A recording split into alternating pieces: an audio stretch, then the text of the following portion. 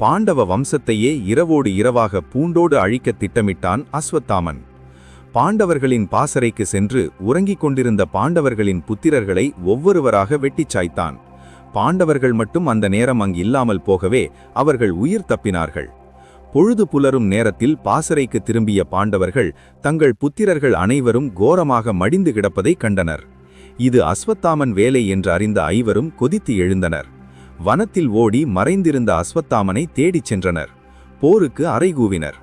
நேருக்கு நேர் போர் செய்ய இயலாத அஸ்வத்தாமன் ஒரு தர்ப்பையை மந்திரித்து அதனையே அஸ்திரமாக்கி பாண்டவர்களின் சந்ததி அனைத்தையும் அழிக்கும்படி ஆணையிட்டு அதை ஏவினான். கால சர்ப்பம் போல விஷத்தை கக்கிக் கொண்டு புறப்பட்டது அந்த தர்ப்பை அஸ்திரம். பாண்டவர்கள் அதை எதிர்த்து அஸ்திரங்களை தொடுத்தனர்.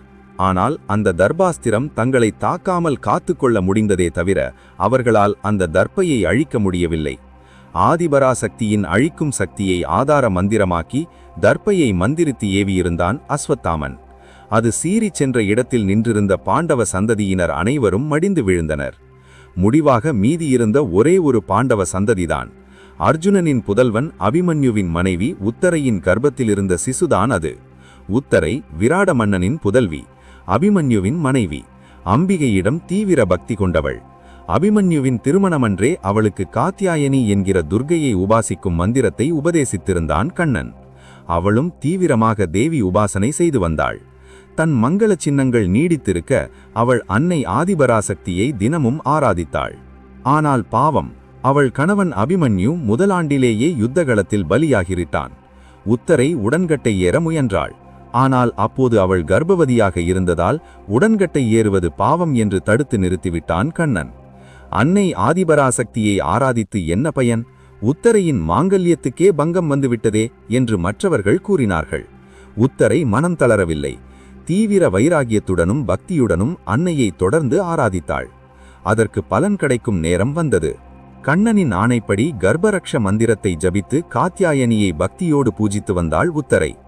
அஸ்வத்தாமன் அனுப்பிய தர்ப்ப அஸ்திரத்தை கண்ணனே ஒரு ஆயுதத்தால் தடுத்து நிறுத்தியிருக்க முடியும். ஆனால் பாரத போரில் ஆயுதம் எடுக்க மாட்டேன் என்று கண்ணன் இரு தரப்பினருக்கும் வாக்களித்திருந்தான். அவன் வாக்கு தவற விரும்பவில்லை.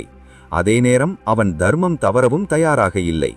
உத்தரையின் கர்ப்பத்தில் வாழும் பாண்டவர்களின் சந்ததிக்கான சிசுவை காப்பாற்ற சங்கல்பித்தான் கண்ணன்.